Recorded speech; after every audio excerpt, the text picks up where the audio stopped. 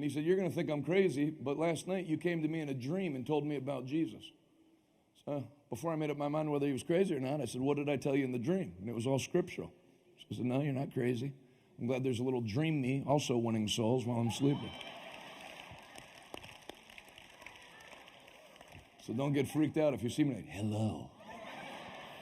I have 3 more points for my sermon, just for you. Now, if I do that in the physical, please tase me, because I've obviously lost my mind. Came, gave his life to the Lord. Girlfriend, who's now his wife, got married. Showed me, Laura. He sent me an Instagram post of his children reading the Bible, grown children over on the other side of the state.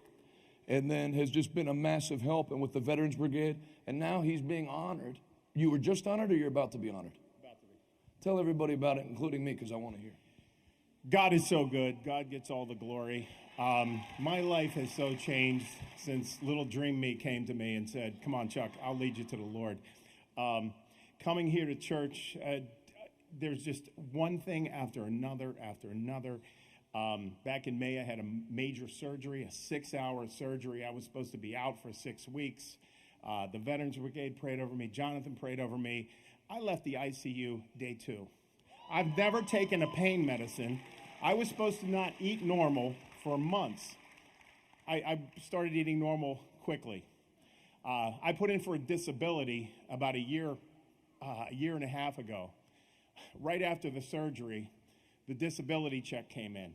That's right after Jonathan said, if any of you have anything that involves paperwork, to bring it. This was at 107 Patton. We all brought our paperwork, laid it on the altar, believed in prayer. I believed that my disability would be approved through the government. And it came in June. I was able to open my own barber shop. Some of you know my personal story. I was a decorated Marine, a state trooper with 31 accommodations. I fell to the devil. Got addicted to drugs. Alcohol almost destroyed my life. Coming to church, that has all just melted away.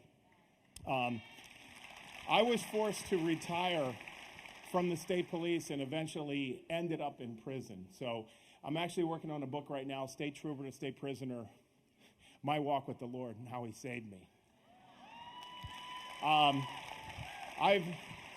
Since June, I've been hired by an organization. It's a bunch of ex-state troopers going out. It's called Operation CARES. It's funded by St. Joseph's University in Philadelphia. CARES stands for Center for Addiction and Recovery Education. So we're going out. I get to share my story, and the number one thing in my story is God and the Lord. I get to share that with guys that are still serving, about the dangers of working undercover and how to watch yourself, about the guys like myself that were on the SWAT team, and to help those guys.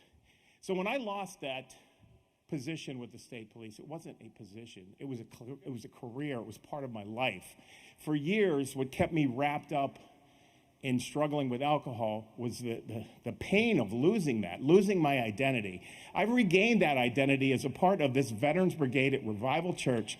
Brothers like Jeff, Dave, everyone in here that has made me feel whole again. And this week, I shared with Jonathan via text, I got an invitation by the Pennsylvania State Police Academy to come back and give my story to them.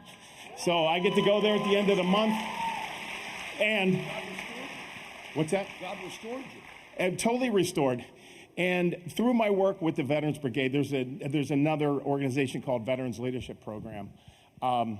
They contacted me again out of the blue. Said, Chuck, we've nominated you as like our comeback story of the year. So I'm receiving an award from the Department of Labor, the Secretary of the Department of Labor. In D.C. They had to change that trip for me to go down there because he's busy with the election. But I'm going to be doing an interview on KDKA TV. November 16th. Glory and honor to God, to this church, to what Jesus can do if you just make the decision to turn your life to Him. Amen. But before you go back to your seat, when did you start coming to church? January this year. That's in 10 months. 10 months. Jesus is wonderful.